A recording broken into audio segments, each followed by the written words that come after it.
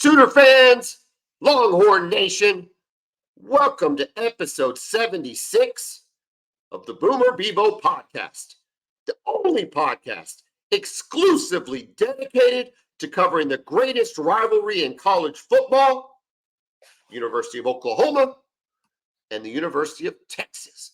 I'm here with my man Kevin Miller. I am John Whitson.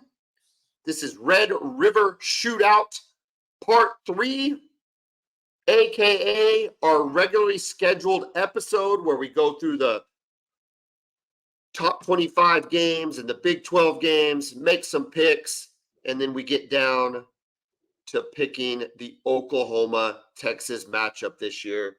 Kevin, before we get started on all of that, a line update. It is dropped to -5. The word that Jatavion Sanders is going to play has not affected the line dropping in Oklahoma's favor. You are now -5. What are your thoughts about the line dropping despite the Jatavion Sanders news? I'm not sure. Ryan Watts, the corner, is also on the injury report. And Sark said that he's a game time decision. So I'm curious if he's even going to play. When I hear game time decision, that makes me think, oh, he's out. So maybe that's affecting things. It could be Ryan Waters. It could be Jatavion Sanders. Oh, I'm sorry. Ryan Watts. No, cool. Yeah. Could be Jatavion Sanders. Could be Oklahoma fan has started to put some money on. It had been Texas early in the week.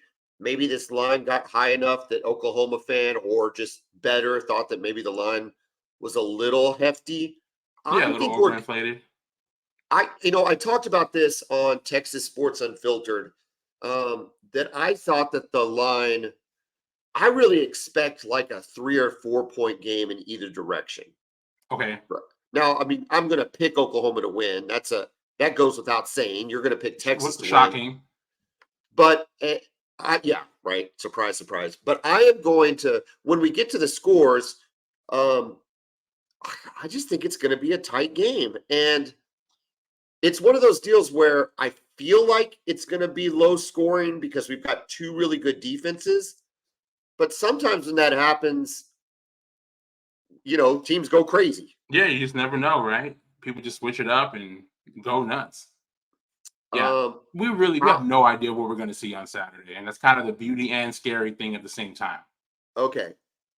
First question for you. Thoughts on Jatavion Sanders? What does this mean for your team? What does this mean for you personally as, your anxiety level going into this week? And then for Ryan Watts, if he's not playing, who's his backup, if you know off the top of your head? And what does that do to your secondary against what we've already identified this week as a really strong Oklahoma receiving core? Okay, well, Jatavion Sanders being in there, it makes things a lot better for Texas. He's, for us, the ultimate weapon. He's the ultimate mismatch. There's not a lot of players who can guard him one-on-one. He's typically... Dason McCullough. He's typically too fast for linebackers, too crafty for linebackers, and he's too big. He can overpower and just get his body in front of safeties who try to cover him. I think, again, I've always said he's a number 2 tight end in the entire country behind Brock Bowers, right? Bowers had been off to a little bit of a slow start, but he reminded us all what he was about in the fourth quarter of that game against Auburn. But I love JT Sanders. He's a fantastic player. Hopefully he's 100%, or at least close to it. That injury looked pretty bad when he got rolled up on. So we'll see how effective he can be, right? But I think just his presence out there still makes the defense have to account for him because we all know what he's capable of. Texas fans have seen it for the last couple of years. OU fans saw it in the Cotton Bowl last year. So, yeah, that helps. As far as defense goes, right, if Ryan Watts doesn't play, there's a couple guys you'll see. They rotate guys in that corner a lot. All right, they got Gavin Holmes, who's a transfer from Wake Forest. I know you guys got a guy from Wake Forest and Bothroyd. We got their best corner, Gavin Holmes. He's a really fast corner. He's been playing a lot. He seems to be a pretty good player. And then we've got the freshman, Malik Muhammad, out of the Dallas area, South Oak Cliff High School. He's been making plays already as a true freshman. So we'll probably see some combination of those two out there, Ryan Watts can't go. Now Ryan Watts is your only big guy in the secondary. Is Yeah, that he's what the I'm to biggest understand? guy. Yeah, I mean he's Okay.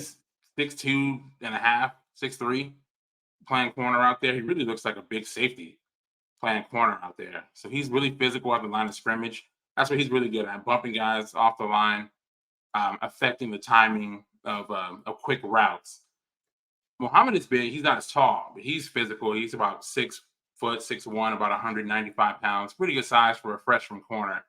He's a physical player too. Gavin Holmes is also 6', 6'1", playing corner too. But none of them is as physically imposing as Ryan Watts is. I mean, So most corners in the country aren't. what you're saying is you're not rolling out Buki Radley Hiles. That's what you're telling me. No. The 5-star corner himself. Yeah. Okay. Very good. You guys hated that guy. I can't stand him. I never liked him at Oklahoma. Yeah, He was obnoxious. It was the celebrations that he would have when he wasn't even in the play. Like some other guy'd make a sack and he'd run around like a crazy person. Like, look at this sack this other guy made. It's like, just stop it. He transferred somewhere. Where did he end up going? Washington State. Washington Did State. he do anything there? I don't remember seeing him. No, he was. No. So is he done or is he still playing? Golly, I would think he's just a guy I haven't thought about. You would think so, right? It's been. He'd have to be done. That was one of Lincoln Riley's first early recruits. 2018 kid. Yeah, I mean, I guess there's a potential that there's a chance he could be playing. There are a couple of 18 kids still floating around out there. He was indicative. I mean, though, he's exactly why USC's defense today and Oklahoma's defense 2 years ago wasn't any good. Like, those are the players he recruits. Smaller players. They got some speed. But, man, you just went through 3 guys. Your starter and 2 backups that are all over 6 feet. Yeah. It's so interesting with him, though, right? Because he was undersized, but he was a 5-star recruit. I don't care. Maybe they thought he was going to grow more or something. I'm just saying, the recruiting services all had him listed as a 5-star recruit, despite his size. You were kind of a fan of Buki, though, right? I mean, correct me if I'm wrong. Just the talent. The talent, yeah. I was curious of what he could become. I don't know. He wasn't very good. No. He busted out. He just never seemed to be good at anything. Yes. You know what I mean? And no, that's one way. And I'm not saying he was absolutely horrible, but usually you're good at one thing. You might not be great at everything. You say, okay, well, he's good against the run, but he can't cover, or he can cover, but he's not a really good tackler. And it was just like, he's a decent tackler, and he's decent at coverage, but there was nothing that ever stood out about his game, despite his talent. No, I mean, in contrast, you've got a 5-star in Peyton Bowen, who's already had 2 block punts, is already not having busts in the secondary. Anything can happen against Texas, and that'll kind of expose, I think, some of that true freshman mentality there. But still, it's just the 2 5-stars. I mean, you're seeing it like a literal difference when we talk about just because somebody's a 5-star, it's not a guarantee. No, it's always a crapshoot. It's a crapshoot with better odds. Like, you're more likely to have a really, really good player, but it's not a guarantee. We saw it with Buki. I think you've got to take height and strength into account when you do some of those things. Anyway, that we've already talked too much about. I brought him up. I apologize to OU fan out there. That was irresponsible of the Boomer Bevo podcast to even bring Buki up this week. All right. Big 12 top 25 matchups. K-State at Oklahoma State. Oklahoma State is an 11-point dog at home. I don't know. We're not going to pick this game, but I don't see how Oklahoma State keeps it within 11. I just don't think they're very good. Neither. Yeah, it's been a rough season for them so far. Maybe they'll turn it around, but I don't think so, man. That play has just been so up and down. So up and down. Nebraska and Illinois. Illinois is 3.5-point favorite. A battle of unbeatens, although unusually not ranked. So hold on, who? So there's a battle of unbeatens, but one of the teams is not ranked, which I find odd 5 weeks into the season. But Maryland is 5-0, going against Ohio State. Maryland is an unranked 5-0 opponent. Ohio State is a 20-point favorite. I'm not saying Maryland's any good. I'm just saying at 5-0, you'd think you'd sneak into the bottom of the top 25. Yeah, you would think so. I mean, maybe the schedule hasn't been great. You know, I think they beat Michigan State, and we all know their program is in disarray after what happened to Mel Tucker. Look, I like Coach Locksley, Mike Locksley. Came from Alabama. He was their offensive coordinator, got the Maryland job a couple of years ago. When he got the job, he brought Talia Tagovailoa with him, who was Tua's younger brother. He was at Alabama, transferred to Maryland with him. And he's done a good job for them so far. He's been injured quite a bit throughout his career. Well, But so far this year, he's off to a really good start. That's a Tagovailoa they're like an injury-prone family. You know, when they're on though, they're really good. Tua and the Dolphins right now is, man, he is killing it. He is so good this year. It was interesting that game against Buffalo, though. They kind of got after him a little bit, but yeah, it's an explosive offense, though. When they're at their best, they can be pretty much unstoppable. Speaking of teams that are ranked, LSU at 3-2 maintains a ranking of 23rd in the AP poll, going up against undefeated Missouri. Undefeated Missouri is a 4-point dog at home.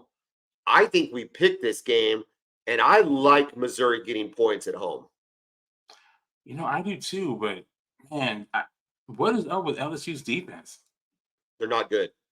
I mean, Ole Miss gets completely shut down by Alabama. And then the next week, they just put, 50 something on LSU? 21 in the fourth quarter. 21 in the fourth quarter. Yeah, no, it's unbelievable. And I mentioned it a lot just because I was so fascinated by it. But for LSU to let Arkansas go score 31 on them, I thought was just like something's not computing here as far as their defense goes. But it's this is not old school LSU. Whether that's the coach's name, I'm blanking on his name. Kelly. Whether that's Brian Kelly's fault or just a kind of a blip in the recruiting cycle. These are not the dudes we usually associate with LSU on defense. And listen, I don't know how good Missouri is. You know, the talk around Oklahoma has constantly been, well, when Missouri gets beat up enough, Williams-Nwaneri is going to go ahead and flip his commitment to OU. Well, if they keep winning, that narrative, if they beat LSU, that narrative's over. They'll be bold. Missouri will be bold. If they beat LSU, they're bowl eligible.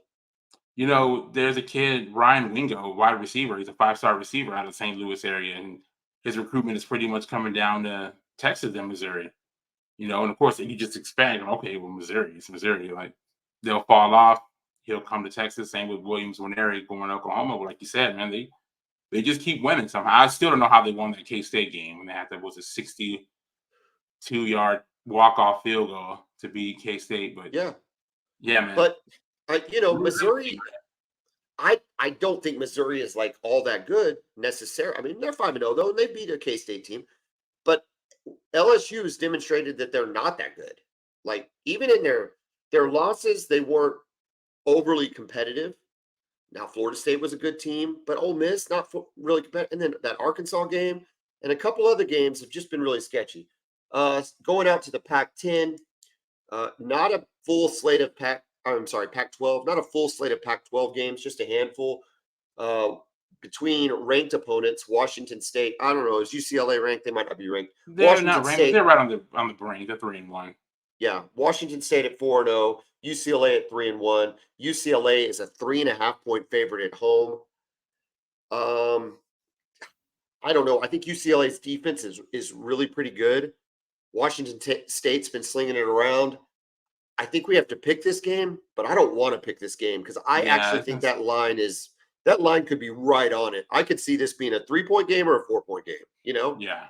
I really like Cam Ward. We talked about him before, the Incarnate Word transfer to Washington State. He's done a great job so far this season. I like the freshman quarterback, Dante Moore, a 5-star kid out of the Detroit area. He's doing a good job. I mean, obviously, he's a true freshman, so he's got no experience, and he's going to make some mistakes. But I like his ability and what he's shown so far. Back to the SEC, Alabama traveling to College Station, our favorite town in all of college football. A&M is a 1.5 point dog at home. Both teams are 4-1. A&M has their backup quarterback, but they still looked good last week. Alabama is rolling with Jalen Milroe. I got to tell you, we're going to pick this game too, Kevin. I don't know that I can stomach picking A&M, but this could be a game where Bama gets got. Absolutely. And they kind of have a similar formula, at least defensively, right? To where they can slow down the Alabama offense, kind of like Texas was able to, right? They've got the defensive line to be able to get pressure on Milroe without having to blitz. And they've got playmakers on offense. The quarterback, remember, he's a transfer from LSU, so it's not like he hasn't played before. So he's at least a competent backup. And they've got receivers, man. You know, Evan Stewart is one of my favorite receivers in the country for A&M, right? He does a great job. So with him out there, you always got a chance. Yeah, we're gonna pick it. Oh God, I don't want to pick A&M, but it might happen. Virginia Tech at Florida State. Florida State big favorite, 24-point favorite. Vanderbilt at Florida. Florida 18.5 points. Interesting line here. UCF at Kansas. Kansas at home is a 1.5 point dog. Do we know anything about Jalen Daniels coming back for Kansas this No, week? I have not heard anything about that. You would think with that line, because UCF still hasn't won a Big 12 game, right? They That's choked correct. away that game against Baylor last week. So you would That's have to think correct. that Daniels is at least doubtful, if not just completely out, for that line to be that way, especially if the game is in Lawrence. It is in Lawrence. Is this the week that Central Florida gets their first win in the Big 12? You know, I don't think so, man. I think Kansas will bounce back. And Bean is at least a competent backup, right? If he didn't know he was going to start against Texas, that's a rough spot for him to be in. But I thought he made a couple throws that his receivers let him down on against a really good Texas defense. If they can get the running game going with Neal and Daniel Highshot, I still like Kansas even without Daniels. There's a contingent of OU fans that is not giving Texas credit for that Kansas win. Um, I don't necessarily fall in that camp. I understand that Jalen Daniels did not play. Like I completely understand that. But I kind of think Kansas is upgraded talent across the board. This is not your same Kansas team. Not at all, man. Now you should win. Like Oklahoma should win when they play Kansas. Texas should win. But I don't put Kansas in the rollover category anymore. Even with Justin, what's Bean's name? What's his first name? Jason Bean. Justin Bean, a player for Alba Berlin, basketball player for Alba Berlin out of Southmore. That's why that name was on my tongue. Jason Bean, though, like you said, good quarterback's not going to do anything too stupid. But I don't know. I don't think they're the pushover that some OU fans do.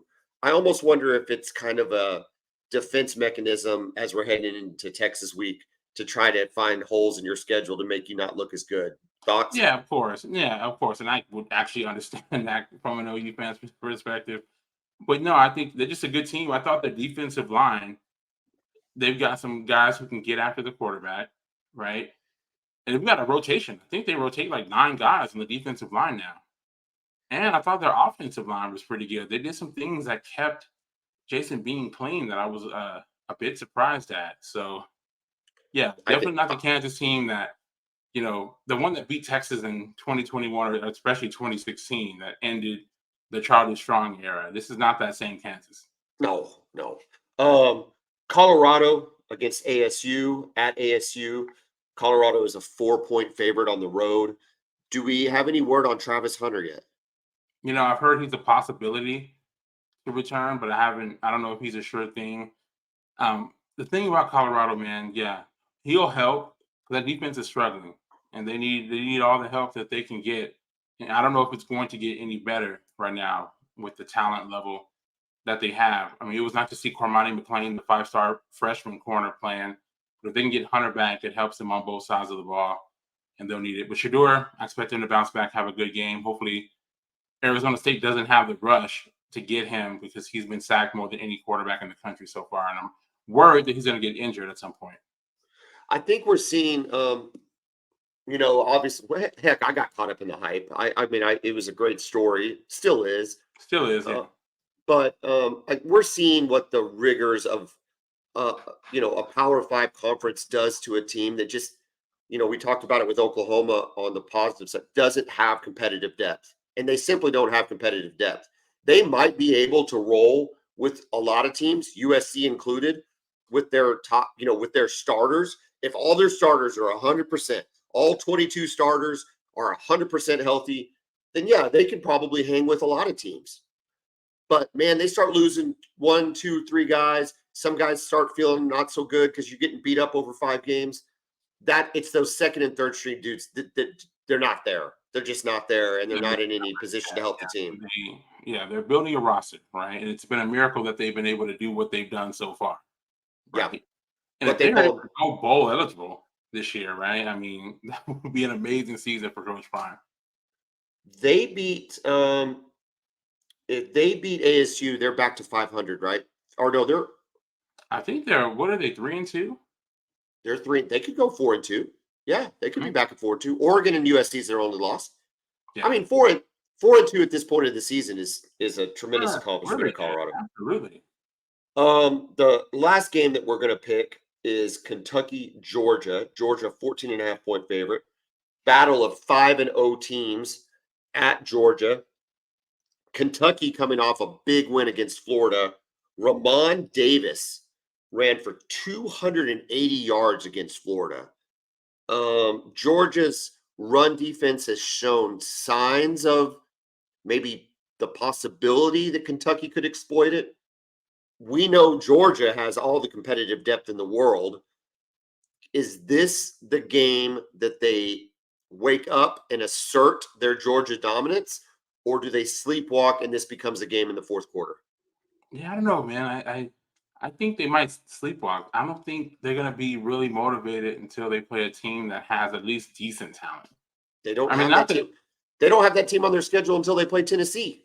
when is that? I mean, yeah, and I don't know, man. I just don't see the fire from them. And I understand it's hard to get, when you won back-to-back titles, right? And you know that you can just kind of roll out there and even play your B or C game and still win, right? It's just hard to battle complacency in sports and just in life in general. So Georgia I plays still think they Missouri. win, but Yeah, all right, Georgia. Missouri. Yeah, Georgia plays Missouri on November 4th, Ole Miss on November 11th, and Tennessee on November 18th. So their schedule gets a little bit more difficult with 3 teams currently ranked in the top 25, and especially in November. Um, I don't know. We haven't been impressed. I'll tell you, I was impressed with Brett Bowers. That kid looked like a stud. He was running up and down the field in that fourth quarter. Yeah, Brock Bowers, he's unreal, Brock man. Bowers. And the crazy thing is he's been that way since his true freshman year. He was immediately a playmaker. It's kind of Yeah. rare. It's kind of like we said about CD Lamb in our best Red River performances episode from earlier in the week. He was like that. He just came in. He was just instantly that dude. Yeah. Yeah. No, he is really, really good. I don't know. We'll come back to it. I think Kentucky probably gets inside that line, but we'll come back. Notre Dame at Louisville. Louisville 6-point dog at home. Michigan at Minnesota. Minnesota's getting 18. Arkansas at Ole Miss. I almost put a star next to this one with Ole Miss in the top 25. Ole Miss at minus 11.5 at home against Arkansas. I kind of feel like Ole Miss rolls. I think so too, man. Arkansas struggling a little bit. Kind of got beat up by A&M. So we'll see, man. If they can slow down that and explosive offense from Ole Miss, then they'll definitely give themselves a chance because Ole Miss can struggle defensively, as we saw TCU last week against LSU. TCU at Iowa State. Iowa State is a 6.5-point home dog. I don't know that TCU is all that good though. Yeah, I'm questioning how good they are this year too. It just doesn't look the same. They lost some great players from their team last year. And I think Chandler Morris is a good quarterback, but so far it's just not clicking. It's not clicking, and Iowa State is not a good team. I don't want to pretend that they are, and I'm not pretending that they are just because they played Oklahoma last week. However, I think in this position at home after an Oklahoma game where you kind of hung with them at least for a couple quarters, I think you can have a little confidence hosting TCU at home. With a 6.5 point line, I'd be really inclined to take Iowa State in the points. Yeah, it'd be interesting to see how that one unfolds. Your Texas Tech Red Raiders versus Baylor. Baylor is at home, a 1.5 point dog. I think this is a game against two teams that are not very good. Yeah, I mean, Texas Tech has just not been the team that at least I thought they would be at all. At all. And again, like you can see the Wyoming loss, I have no words for that one. I understand the Oregon one, but to go to West Virginia and lose, although West Virginia is looking like a competent team this year too. So I have no idea what to expect from this. Baylor with a miraculous comeback against Central Florida uh, last week. So seriously, I have no idea what to expect from either of these teams. Arizona at USC, Caleb Williams is giving 21.5 points. I think Caleb Williams by himself covers the 21.5 against Yeah, Arizona. Arizona does have some offensive talent. They've got a wide receiver, McMillan. He was a 5-star receiver out of California who went to Arizona, and this dude's a baller. He's a baller. So if you happen to catch that game, or if knowing them is probably on the Pac-12 network, which means nobody will see it, but he's a baller. What football recruit in the world chooses to go to Tucson, Arizona to play football? Like, it just Well, sounds terrible. yeah, I mean, if it's your best offer, you do it. But I mean, Man, it's I been a don't know. while Like, since they've had. I mean, who's the last big time player they had? Gronk. Gronk. Remember they had a Nice find quarter. by Coach Stoops, by the way. By Mike They had a Stoops. quarter. They had a quarterback for a little while. Remember? Who was that Arizona quarterback they had back? Yeah, probably like 4 or 5 years ago. Solomon, the Anu Solomon. Yeah. Well, when I pull it up, it's pulling up the Arizona Cardinals. No, he was a dual threat. It might have been as far back as Stoops, although I don't think it is. Oh, I know who you're talking about. It was Yeah. when Kevin Sumlin was there. Yes. Yeah, Yes. I remember I that. I can, can't remember his name, but yeah, he's out of California, from Southern but California area. even then, though, dude, it is so blasted hot. Okay, so look, ASU. You walk around the campus, and the girls are unbelievable, and it's Phoenix, and it's at least a pro town, and you've got some vibes there. I still think it's way too hot, but you can almost kind of grasp it. Tucson, dude, is a wasteland. It is a wasteland. It is the literal desert. It is awful. I can't even imagine thinking about going and having to practice football in Tucson, Arizona in August and September, let alone, it just sounds awful. Yeah, yeah. Well, we got one of the greatest players ever to come out of Tucson, Bijan Robinson. So shout out to him. Well, he was burnished by the desert sun to just Yes. he's like Superman. He soaked it in his cells. He loves it. Miami plays Georgia Tech. Miami undefeated, 4-0. 19.5 point favorite of Georgia Tech. All right, Kevin. We are going to pick the LSU game, Washington State, UCLA, Bama A&M, Kentucky, and Georgia. Where do you want to start? And we'll start with LSU. Okay. LSU giving 4 to Missouri at home. Missouri's at home. What do you think? You know what? I'm going to go LSU. I think they bounce back. LSU covers. I am going to take Missouri at home to cover. I don't know if they win, but I kind of think they might. I could even see a game like 38-35, something like that.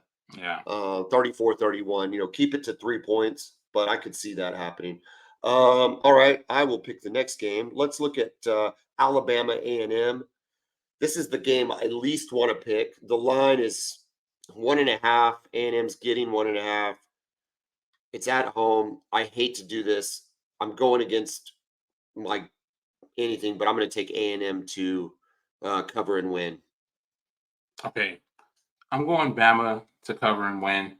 I want to see Jalen Milroe have a good performance on the road. The Alabama defense is really, really good. Really good, man. So, yeah, roll tide. Do you think Alabama's got a better defense than Georgia does this year?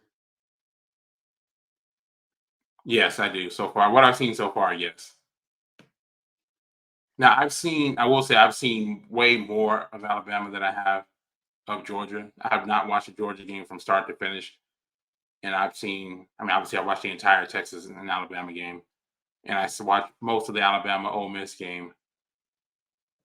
So, that Alabama defense is good, and they're good at every level. They're good up front. The linebackers are great, and the secondary is really good too. Yeah, yeah. I think you might be right, and that's an interesting thought right now because I don't know that Georgia's offense is. That's gonna if Bama keeps winning and those two teams meet. It'll be another Titanic clash. But I don't think Bama wouldn't be in a really good position to upset Georgia. Yeah, we'll see how Carson Beck continues to develop throughout the season, because that's really the key for them.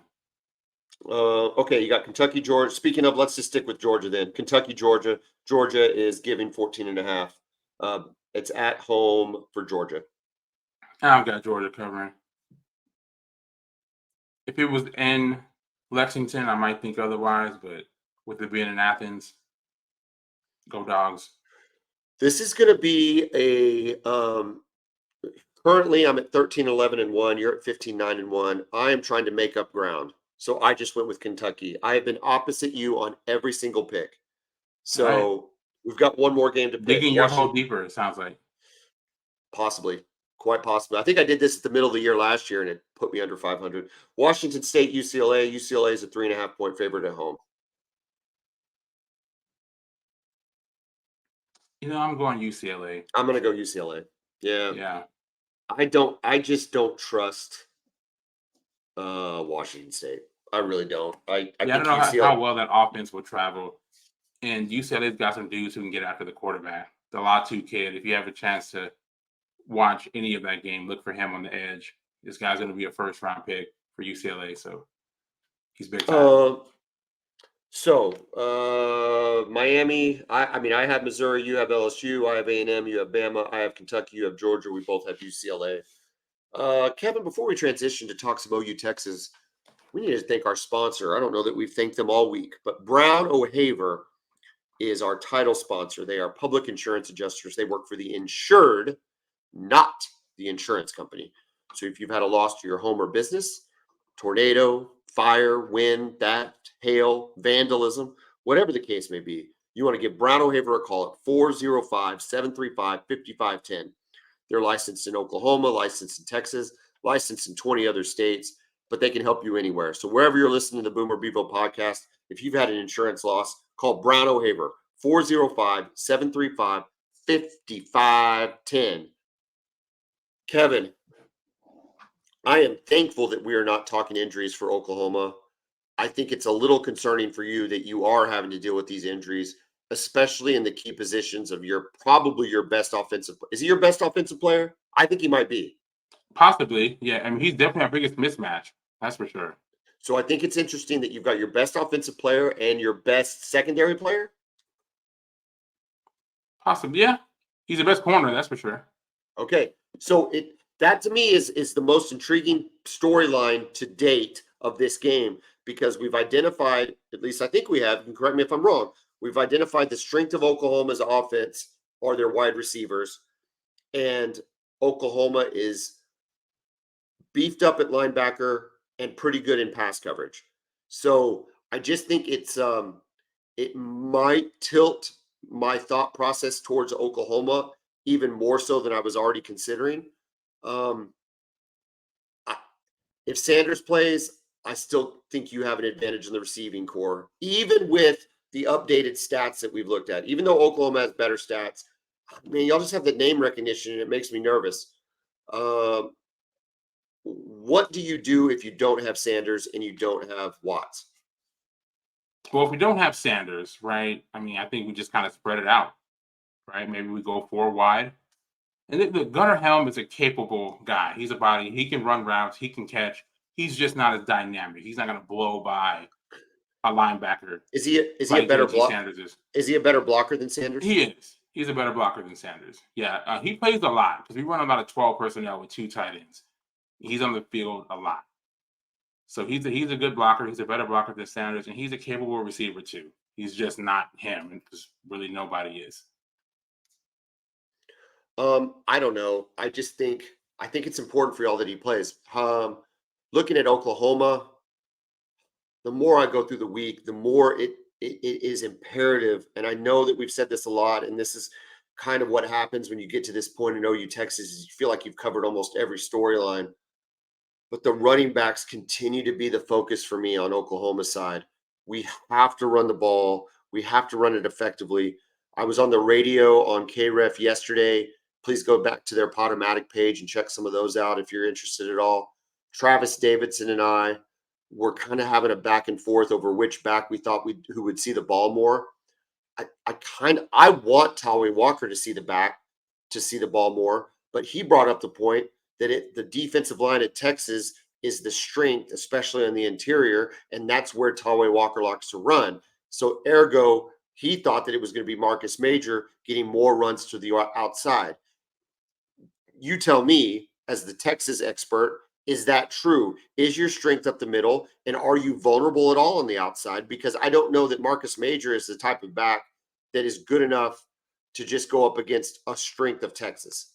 Yeah, well, I don't know if we're very super vulnerable on the outside, but the strength is definitely on the interior.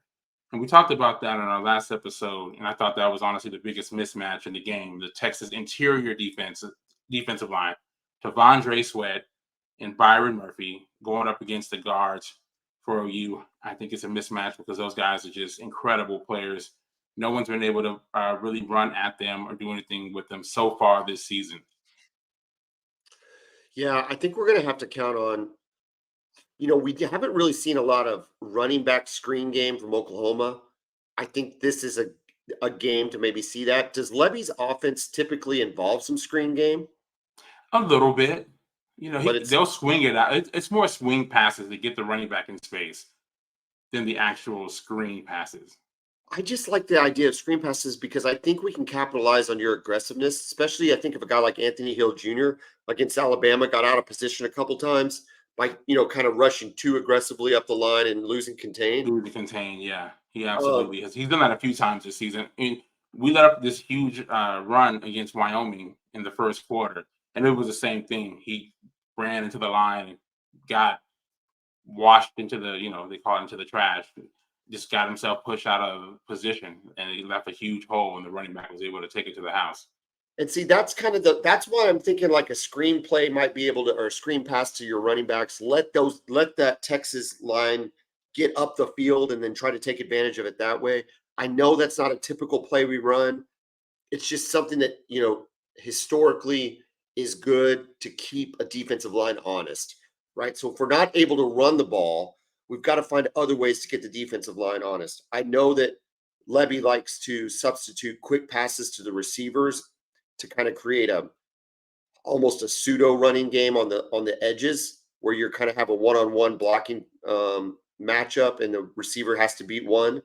That I get that, and that's another way to keep the defensive lines, kind of off balance. But I still think there has to be something that's going to happen kind of closer in to take advantage of. This sounds weird, but to take advantage of Texas's quickness and aggressiveness. No, and I think we've talked about this with Texas on offense because we think, oh, you guys are gonna come out just completely shot out of a cannon, right? You're gonna come out playing with your hair on fire.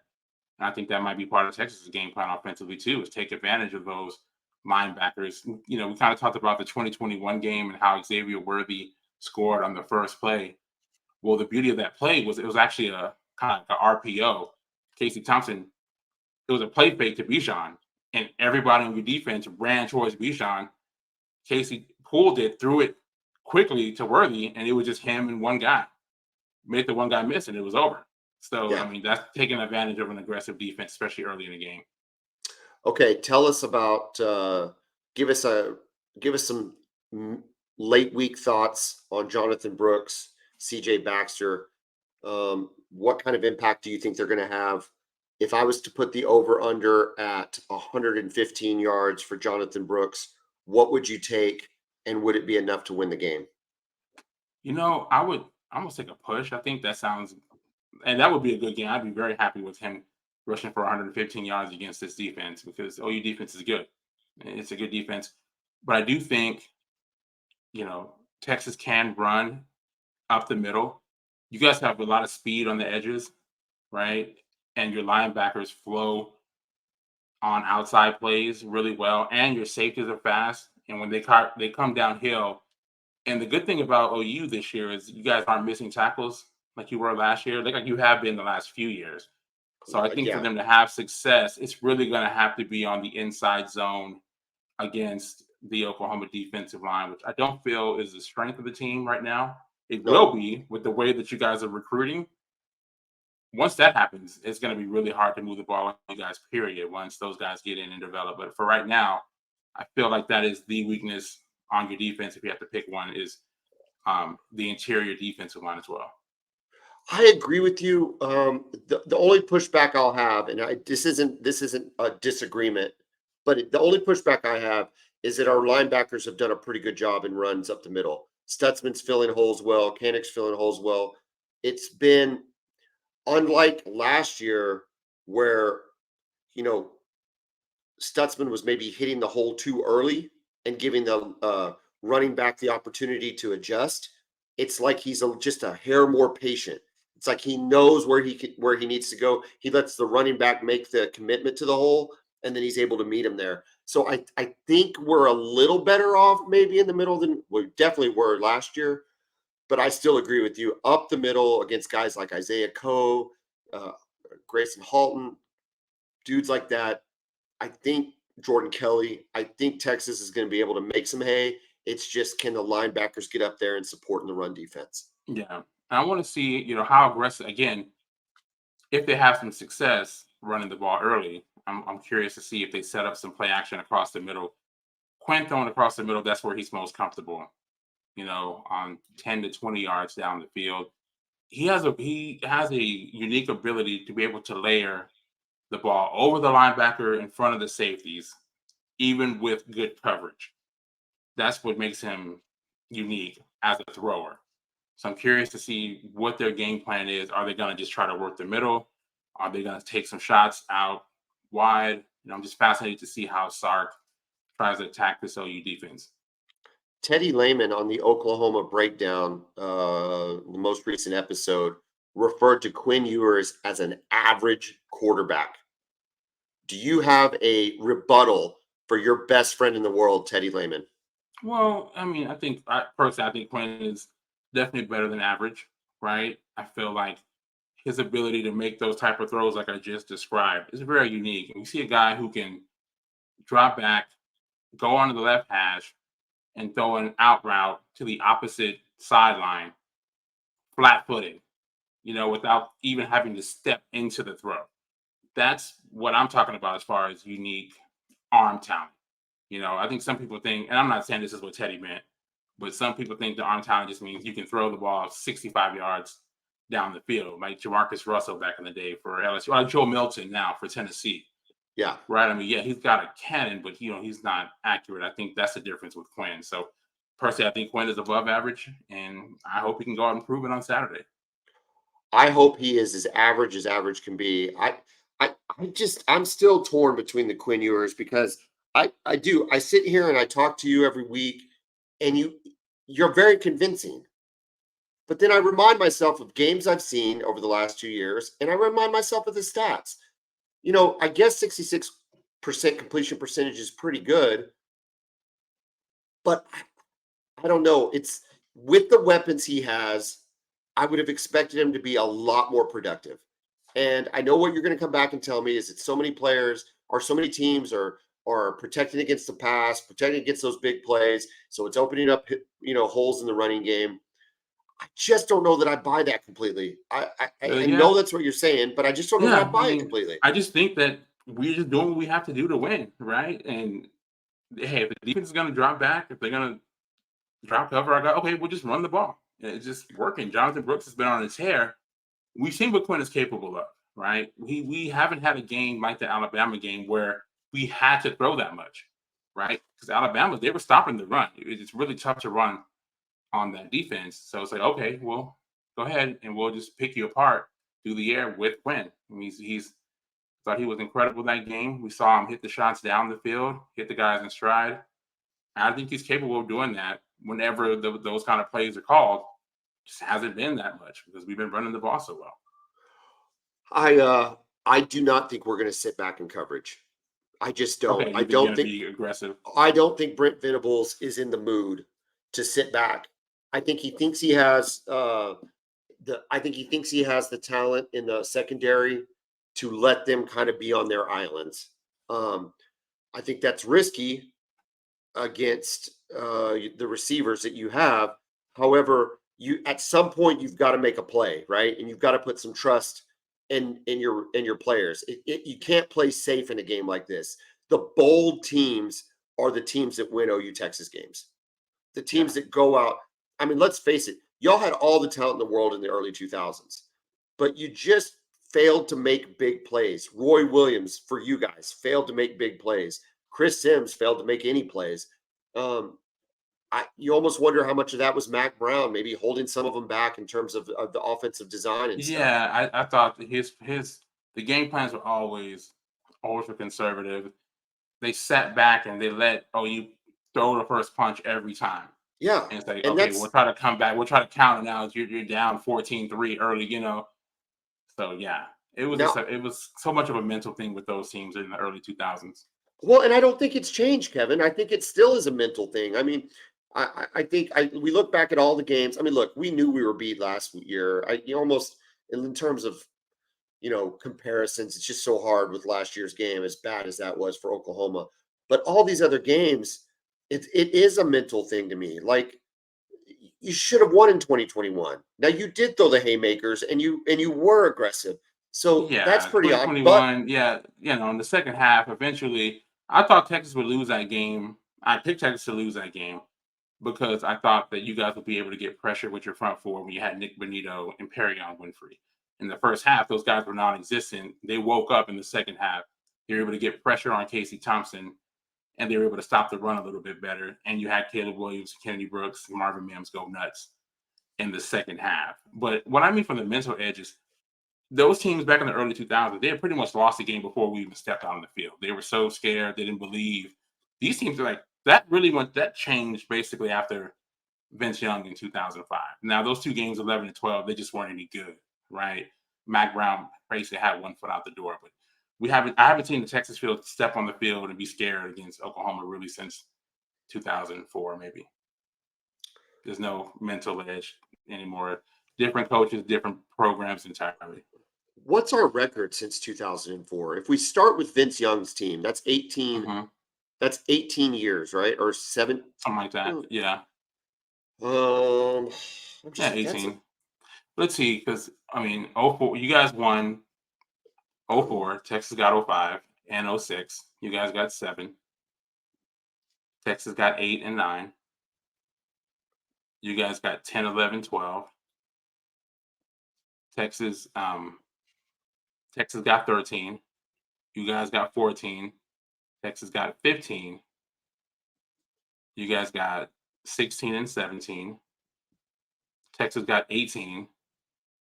You guys got 19, 20, and 21.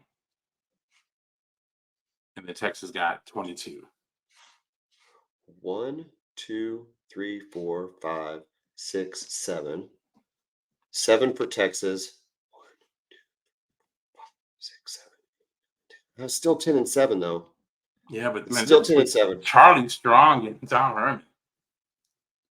No, listen, dude, you're absolutely right. You're absolutely right. And I think that there's You an guys have element had to better teams, but it's not we're scared of big bad Oklahoma. No. Like those teams were scared in the 2000s. Yeah, they I were think scared. you're I don't care what anybody says. I'll tell you this.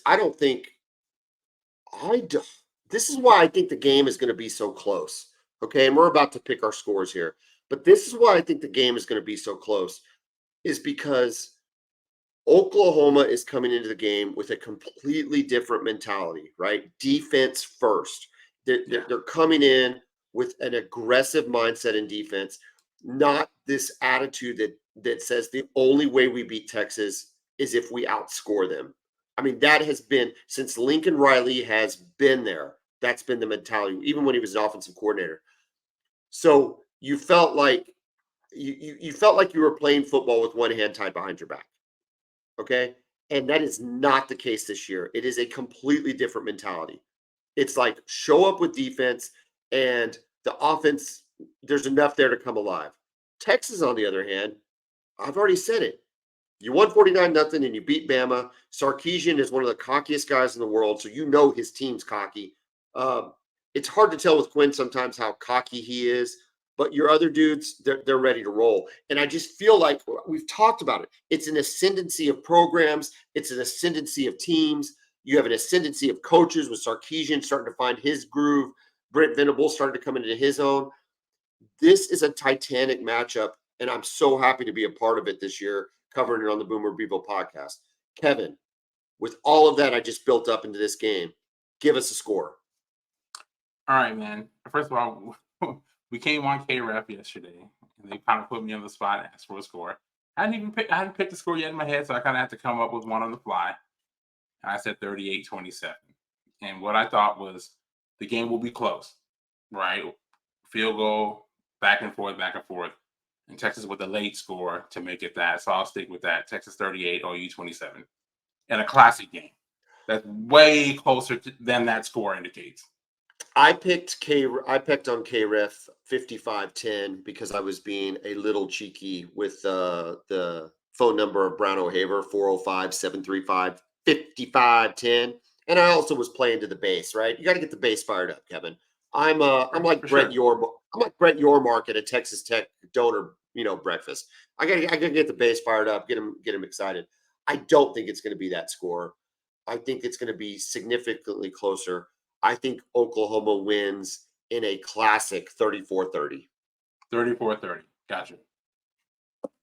And with that, Kevin, I think we are done talking about OU Texas. Now, we might run another episode if anything develops, but this could be our last episode until the game. Any final thoughts you want to give in the event that we don't talk again? Well, man, I'm just excited for this game. This game is the reason why the Boomer Bevo podcast exists. So I'm really excited, like I said, to be able to cover it with you. And yeah, man, I'm getting to that point to where we're getting a little bit nervous. I don't know if you are, just the anticipation of it. Talked about this on KREF yesterday, right? The fear of losing this game is almost, it's heavier than the potential of winning it, the joy that comes along with winning it, right? The fear of losing it and just having to hear about it for a year, man, you just hate that. It's I'm getting a little anxiety just you talking about that because it's visceral, right? It's like an elephant standing on your chest and you just feel like there's no escaping it. That entire, I don't know about you, but when we lose, especially to Texas, it's sleep comes harder, energy, wanting to work out goes away. I lose my appetite. Like it is grief. And we've talked about stages of grief and all this stuff. It's a real thing when we lose to Texas. So I hope my prediction's right. I think my prediction's right. I actually think we have a really, really good chance to beat you guys. I love what Brent Venables has done with this team. I love the development. You can clearly, evidently see players are better than they were last year. The team is better than they were last year. Dylan Gabriel is better than he was last year. And I'm really, really excited to play this game. No, I agree with everything you just said, right? The difference for me is that I feel like Texas is just a little bit better in the trenches right now. I think we're just a year ahead, right? You guys are where we were last year. So I think we're just a little bit more developed in the trenches, and that's where these games are typically won. The team that runs the ball the best generally wins the game. I think 18 out of the last 21 years, whoever has the most rushing yards wins. I do expect that to be Texas. That's why I'm picking them to win. But it's the Red River Shootout. We've seen crazier things happen. Man, I don't know. Let's just go out and do it and see what happens, man. I'm fired up for it. I wish it was tomorrow. I wish this was Friday night. We can go to sleep and wake up and it's like, here we are, game day. I know. You know what? We always complain about an 11 a.m. kick. But by the time Saturday rolls around, I'm like, let's go. Like, I'm ready for an 11 a.m. kick. You know what I mean? Like, I don't want to wait all day. I don't want to wait till 2:30.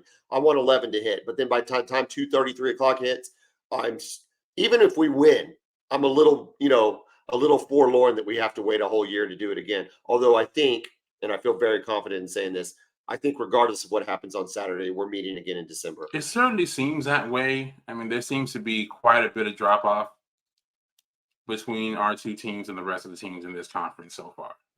I just don't see anybody else making a run. It's like just when you start thinking another team might be okay, even Texas Tech, right? With their 2 losses, they still could have made a run in the league. They could have got their act together. But then to go lose to West Virginia, you're like, are you freaking kidding me? Yeah. Like, do you guys have them this year, by the way, West Virginia? No, nope. We don't have. Oh, West Virginia, yes, Yeah, we have West Virginia. We have Tech. We do not have Tech. We do not have K-State, and we don't have Baylor.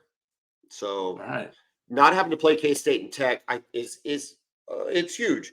Whatever we're making fun of Tech, they beat us with worse teams. Let's put it that way. Texas Tech has. Yeah, and they're a tough out, right? Because it's again everybody's Super Bowl, especially theirs.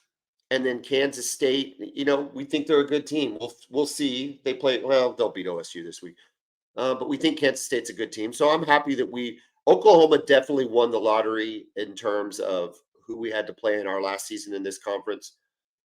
But next year, though, I know how we don't want to get too far ahead, but the SEC did not do you guys any favors. They did not. They did not. But luckily for us, we don't have Michigan at Michigan. That is true. Because that's going to be, regardless of what happens, that's going to be a tough game. Kevin, it's been a great week. If anything else pops up, listeners, we'll be out. We'll be on it. If there's any breaking news, we'll be all over it. But this could be the last time I say this before Saturday, October 7th at 11 a.m. to you, because I'm going to be saying it to everybody else I see in Crimson and Cream for the rest of the week. Hook 'em.